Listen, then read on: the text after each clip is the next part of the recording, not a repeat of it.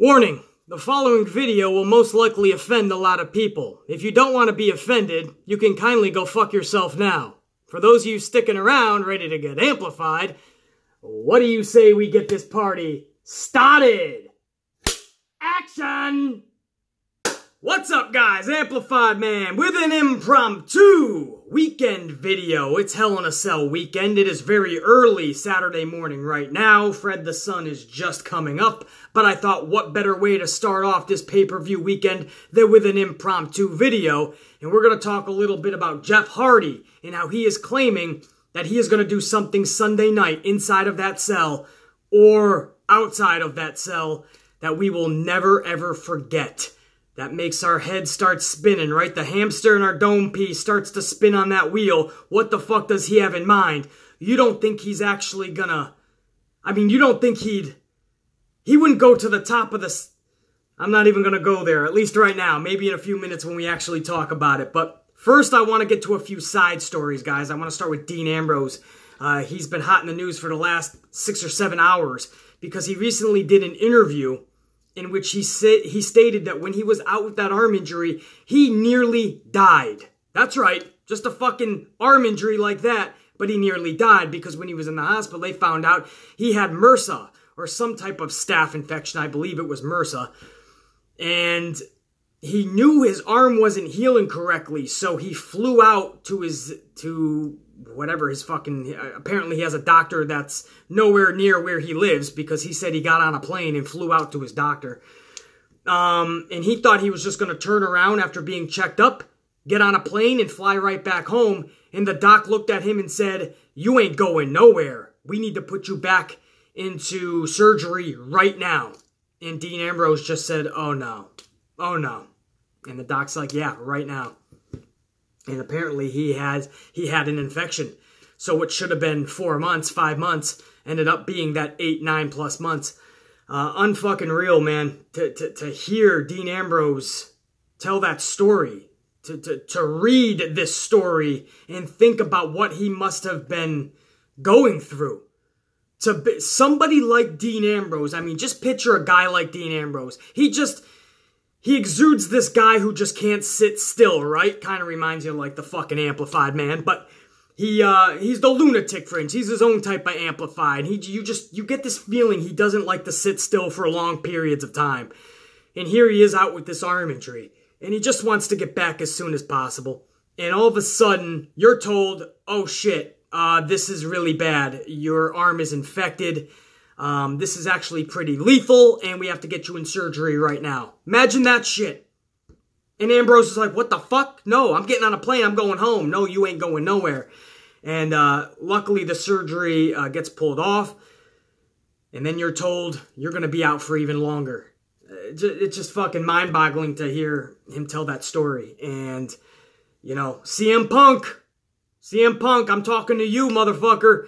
This phony world that you call, right? Fake wrestling, the phony world, it's a lot more real than you give it credit for. You're just talking about the fighting aspect, but if you weren't being such a fucking idiot and you pulled your head out of your own fucking ass, you would know that pro wrestling is its own thing, its own entity. There's nothing in the world like it. Pro wrestling is more than just the fighting, CM Punk. It's everything. It's the promos, the backstage drama, the athleticism, the travel, the wear and tear, the psychology, the mannerisms, your movements. Every single little detail goes into being a pro wrestler, and a damn good one at that. And then you get bitter, you take your ball, and you run away, and then you want to talk a lot of shit about the business that made you. You don't want to give back to your fans. You don't want to come back, say hello, say all... That's fine, man. But don't fucking call this shit phony and fake when you live this shit. And the big reason that you say you took your ball and ran home is because you are physically and mentally beaten. Doesn't sound like something too fake to me. It sounds like something very real. A very real profession, a very real lifestyle. And for somebody like Punk, just because he tried to remove himself from the business, take his ball and run over to UFC, and right before he tries to be UFC superstar, he turns around and he shits on the business that made him. Oh, it's fake, it's phony. Now let me be UFC superstar. Please, no, the only thing fake and phony was you, motherfucker. And for guys that take this very seriously, like Dean Ambrose, like Seth Rollins, who put their bodies on the line every night, who sacrifice so much every single night, who make their commitments every single night, who are on the road every single night and who are in that ring every single night, and you got the fucking balls to just call them phony and fake. Dean Ambrose is over there fighting for his fucking life from an injury sustained from the ring. And then the arm gets infected and you got guys getting paralyzed in that ring, fucking guys dying in that ring. And you honestly have the fucking balls after doing this for years. You got the fucking balls, the cojones, the how you doings to turn around and call it fake and phony because now you claim to be a UFC hotshot superstar. No, you were a UFC failure because you could never fight in the first place, and you should be damn glad that Vince McMahon gave you the time of day because the truth is you're a mediocre talent. Whenever I tell anybody to give me 5 of CM Punk's greatest matches, I laugh at all 5 of them. For many reasons. CM Punk never had the look of a heavyweight champion. He was a mediocre fucking talent. Thank goodness he had the mic skills, or he would have been nothing. That Las Vegas promo is the only thing that made CM Punk a heavyweight champion in the first place. I assure you, and that's a truth bomb that's hard to swallow for a lot of motherfuckers, but that's tough shit. I'm here to tell the truth. 5 greatest CM Punk, man. Get the fuck out. Punk could never lace the boots of a Daniel Bryan, lace the boots of an AJ Styles, lace the boots of a Kenny Omega, lace the boots of a Johnny Gargano. And that's the fucking truth. And don't try to tell me differently because I watched Punk since before he got to WWE. And I watched him with a very vivid focus. The guy who has always been sloppy and unorthodox in that ring. And his own UFC camp has labeled him unathletic. Do the math. Yeah, looks like the Amplified Man was right. His own fucking team is calling him unathletic. Fuck out of here. But that's fake and phony. BC, you spend a lot of time on it. Yeah, I really do, guys. I take real exception to those words from somebody who has lived this and who Vince has put on a top pedestal, and then he takes his ball and he runs away because he claims he was mentally and physically beaten down from this fake and phony world. Well, if you're physically and mentally beaten down from something fake and phony, then you're a pussy-ass little coward bitch. So either way, you make yourself look like a clown and an embarrassment. But perhaps not much more so than when you actually went to the UFC and fell on your face twice. That's more of an embarrassment. BC, at least you tried it. There's no embarrassment and there's no shame in trying to reach your dreams and attain your goals, BC. Thanks. Thanks for the fucking weekend motivation. I'll go watch some fucking Joel Osteen and some fucking... who the fuck is the other, the really tall guy there? Who the fuck is that guy? Tim Robbins? Tony Robbins? I'll go fucking watch some Tony Robbins after you give me some fucking life lessons. Achieve your dreams at any cost, BC. CM Punk, I give him so much credit. He went to UFC and twice tried to win a fight, a real fight. Wow. That's all it takes? Go in there and get pummeled for 6 seconds? Get the fuck out of here. BC, it wasn't 6 seconds. He lasted a round in one of the fights. You guys will always come up with some fucking excuse, man. Those fucking Punk fans, they make me fucking laugh because they're a bunch of fucking clowns. And not the cool clowns. Literally jokes. Alright. Getting a little too amplified here. This was only supposed to be a nice little fun video. Talk about the Hardys. But that Dean Ambrose story, man, very touching. So, somehow we got back on the fucking Punk, but that's why, man. You hear stories like that, and it's little things like that, man. There's nothing like pro wrestling and how severe and how fucking painful this business is. There's nothing like it, man. In the sacrifices that these men and women put their bodies through in every aspect. You can't possibly call it fake. I just don't fathom that. I mean, I could see a fan doing it because they're just dumb as fuck. A lot of them, just, you know what I mean? Casual fans, oh, it's fake. Why is everyone getting all worked up? Just watch the product. But when a wrestler, and especially the caliber of CM Punk, and when I say caliber, again, that's not skills, that's just fucking Vince McMahon put him on such a level. For him to just say a bunch of shit, you know, you're not just shitting on the business, which is bad enough, you're shitting on your peers. I take great offense to that. And I know these guys do too. And judging by Seth Rollins' response to CM Punk, he takes great offense too. Seth Rollins had a perfect response to people that call it fake and phony. And I'm not going to go over it again. If you saw 2.0's video last week that I put up, then you know exactly what Seth Rollins said. I agree with Dean Ambrose, Seth Rollins, and all the boys and gals. This is far from fake and phony. So CM Punk can stay on the outside. He don't ever have to come back. If he thinks that, stay in your real shit, CM Punk. That's obviously working out great for you. Let's move on, guys. We spent too much time getting a little amplified there and fucking with Punk a little more. Let's switch gears. Let's talk a little bit of Brie Bella. A little bit of Brie. Brie Bella, we all know she did that horrible botch a couple of weeks ago. And this is really cool. Brie Bella recently did an interview. And she's taking full responsibility for that fail. She's not swiping it under the rug. She's not trying to just move past it, not say anything, not give a comment like everything was fine. Oh, it's just one mishap. No, she's taking full responsibility and she's saying she should have never done it. Check this out. This was her exact words in this interview. I did that suicide dive and it was less momentum than I should have had. I forgot that I'm 10 pounds heavier than I once was. Gravity doesn't lie.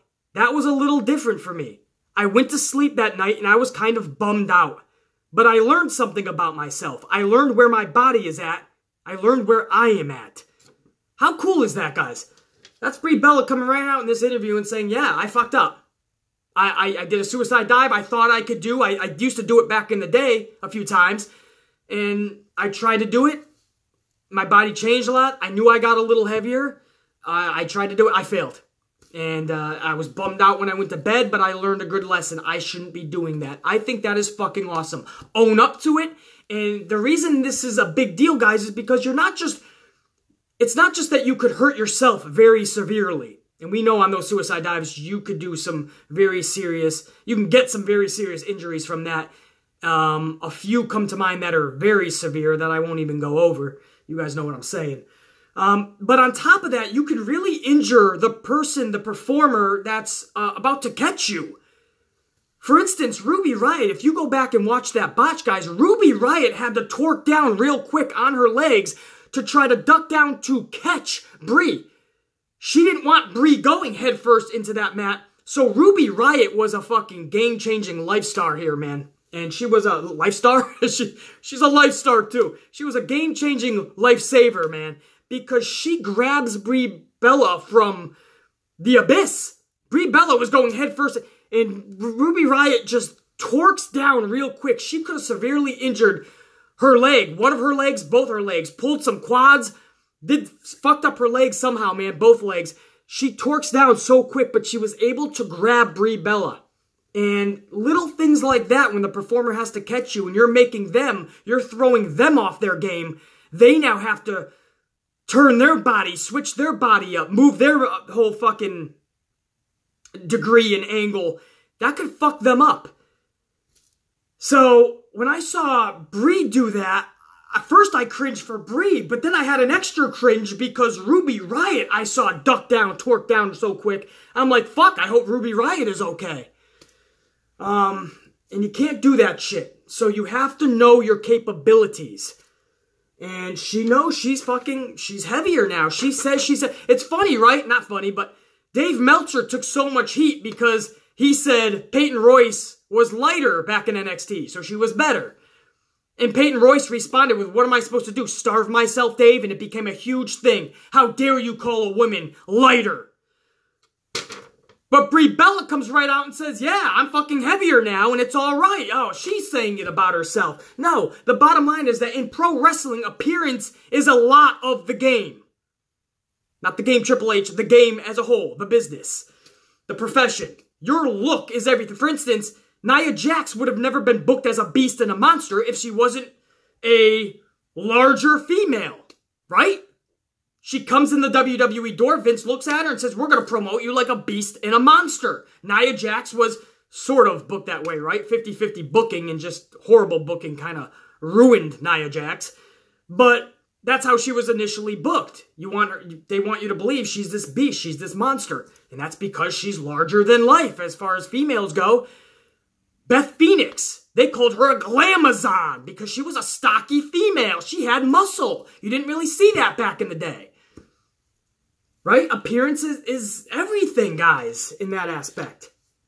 It dictates how you're going to be booked, how you're going to be perceived.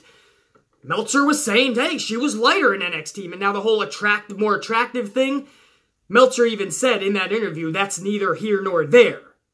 But that was just a man's opinion. Yeah, he felt she was more attractive. You could say that should be on a podcast or not, should be on a show or not. That's not what this is about. Calling Peyton Royce lighter in NXT, whether that's her fucking boobs, her stomach, her whole overall being, lighter is lighter. And people in pro wrestling who cover pro wrestling should be able to say, hey, they're lighter now. Hey, they're heavier. When Brock Lesnar comes back and he looks 20, 25 fucking pounds lighter, whether we think he's off steroids or whether we think he was just slimming down, we say it. When Finn Balor comes out looking like he's never had a donut in his life, we say it. We comment on everyone's appearance. If females want to be treated the same way as males do in this profession, in this business, in this world, you gotta start acting like it. You can't take everything to heart and you can't get offended by every fucking word. It was good to see Brie come out and say, hey, I'm heavier now. I had a baby, I'm heavier, I cannot do a suicide dive, and I should not. I learned a lot about myself, I went to bed bummed. Thank you, Brie Bella, for coming out and just stating facts, telling the truth. Hopefully other people will follow and not get so damn offended. This is supposed to be a nice video. Here we are just coming out fucking getting amplified here, man. I do have a lot of shit to do today, though. So this is already going way too long. So let's get right into the main story, and the main purpose of this video. And that is Jeff Hardy. Jeff fucking Hardy is attempting to steal the show this Sunday at Hell in a Cell. How does he plan on doing such? Well, let me read. This is an interview he just did, and we already knew Jeff Hardy just being Jeff Hardy. He was probably thinking of something big, but to hear him actually say it and pretty much forewarn the WWE universe, the pro wrestling world about what's to come, it's goosebumps, man. Check this out. This is in his latest interview. I believe this was with Sky Sports. He says, I've been watching Hell in a Cell matches for the last few weeks. So this man's fucking, I just picture like the mad scientist in a dark room and he's watching Hell in a Cell matches and he's thinking, how can I top this? What can I do to get better, be better than that? So he's watching Hell in a Cell matches for the last few weeks and he says, I have never actually been inside Hell in a Cell, but I have got a lot of big ideas and I'm going to try and pull them off.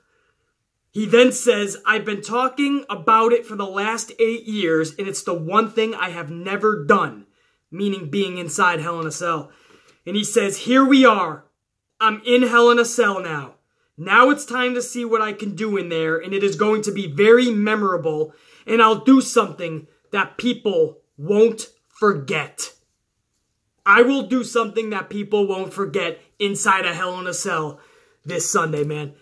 That's fucking goosebumps. That gets you pumped right there. We already knew he was going to do something crazy, but now we're talking, he's got a lot of ideas he wants to pull off, and then he says he's going to do something that nobody will ever forget maneuver-wise. Could that possibly mean? Does he actually scale that cell? Do we see a fucking, dare I say, swanton bomb from the top of the fucking cell?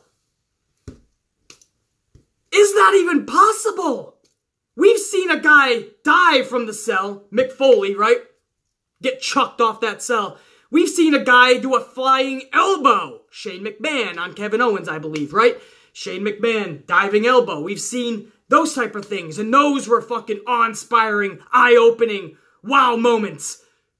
But a guy actually doing a flip in the air that high above, a swanton bomb, that has never been done before, and I can't even fathom. Just close your eyes and fathom that shit. Did you fathom that shit? Because I did. Now, I don't want to get people's fucking hopes up here, man, in case that's just not possible. I mean, only he knows. That sounds like something very, very risky. Would Vince even allow that shit? Who knows? So I don't want to get people's hopes up and he doesn't do a swanton, you know? Does he do a fucking senton bomb? Does he fucking just do a dive off? Anything he does, man, we're going to be entertained and we're going to be grateful that he took the risk and the chance. Again, safety first, not to sound like a fucking overbearing parent here of Jeff Hardy. Jeff, be careful this Sunday, young man. Eat your vitamins beforehand. I don't want to sound like that guy. Be safe. But, you know, you do hope that he's, you know, when we see these awesome moves, we first go, wow, and we're entertained, and we just saw that, and that was epic, and we give the, you know, holy shit chance, but then you immediately think, fuck, is he moving? Is he good? Is he safe? Good, all right. Now we can get back to our, oh shit chance. You know what I mean? Like, safety, man, you want to make sure they're good, and if it can be pulled off in a safe way, or as safe as possible. Again, this isn't cookie cutter. This is pro wrestling. Regardless if CM Punk calls it fake or phony or not, it's not. It's very fucking real, actually. You don't fake a swanton bomb or flying off a fucking cell. You don't fake that shit. You hope for the best. You take all of the training that you do have, you take all of the belief in yourself that you do have, and you hope for the best. No matter what he does in that cell Sunday, I hope he comes out the other end. He'll never be the same. Just like Mick Foley was never really the same. I don't think Shane McMahon has ever been the same since his fall from the cell. I really don't. A couple of falls, actually. Shane McMahon. I don't think they've ever been the same. I don't think Jeff Hardy will ever be the same after this Sunday. But if he walks out on his own accord, that'll be good enough, man. But this will be the defining moment in Jeff Hardy's career, and he knows this. He has been trying to get this match. As he said, I've been talking about it for the last 8 years, in his own words. 8 years he's been trying to get a Hell in a Cell match because he knows what he wants his legacy to be. He wanted to be in there with The Undertaker, but Vince wouldn't let that happen. So it's with Randy Orton, and Orton is a consummate professional in there. I think this feud, too, we got to remember, we're all tuning in for these big spots that Jeff Hardy's going to do. This has actually been a kick-ass feud, too, for SmackDown in WWE as a whole. So seeing Orton and Hardy locked in that cell and beating the fuck out of each other and continuing that feud, and hopefully by the end of this match, ending that feud, that's a story in itself.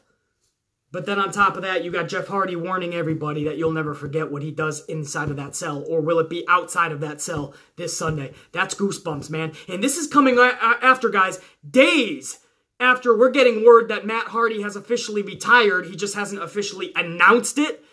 But people are saying that he was talking to fans after a house show September 7th that he did. It was a triple tag team match. And I guess fans were asking, please don't leave, please don't go, because word had gotten out that he was doing some backstage work as an agent. And he told the fans, I'm afraid I have no choice. It looks like this is my last match. That's what he was telling the fans. So it looks like there was an injury or injuries that are keeping him from wrestling any longer. So it might not have been Matt Hardy's sole decision. It might have been injuries. Maybe WWE, maybe he's failing physicals. Maybe he just knows he can no longer compete or shouldn't be competing. But that looks like it's the end of the road for Matt Hardy, for sure. And again, he's already doing agent work backstage. So he already started another career. So Matt Hardy's gone. Is this it for Jeff Hardy? You know, I mean, this is a career-defining moment in match for Jeff no matter what. Whether he makes it out of this thing safely or not, this is career-defining. And I think after this match, Jeff Hardy takes a long look in the mirror and says, how much longer do I do this? This could honestly be the last year for Jeff Hardy. Could be the last match for Jeff Hardy. Hopefully not. But whatever he's got going around in his fucking dome piece for this match, man, I know it's going to be epic, and I know that we are all in for one hell of a fucking show. I just have to wonder, is this the end of Jeff Hardy as well? Is this the end of an era? And it was two separate eras, too. The Hardys came back and created even more of a body of work. But is this finally it for the Hardys? Are the Hardys finally finished? I think we're going to find out a lot more after Hell in a Cell. But you've been warned, pro wrestling world. Jeff Hardy says you will never forget what he does this Sunday night at Hell in a Cell. Like I said, man, I can't say it enough. That's a goosebump statement from, what did they call him? The Enigma, the fucking, the Enigma? Is that his fucking, whatever the fuck they call him. I call him the ultimate daredevil. Imagine him and Mick Foley inside Hell in a Cell in Mick Foley's prime. Could you imagine that shit? Fucking amazing, man. I'm going to end it there, guys. I do have a lot to do today. Hopefully, you guys enjoy Hell in a Cell. I know that the charismatic Enigma. There it is. Don't you love how my mind works? I'm going somewhere else, but in the back of my mind, I'm still fucking thinking, what was his fucking name? What was his name? That charismatic Enigma. Wait, is that even right? The charismatic Enigma. The Enigma? The fuck is his name?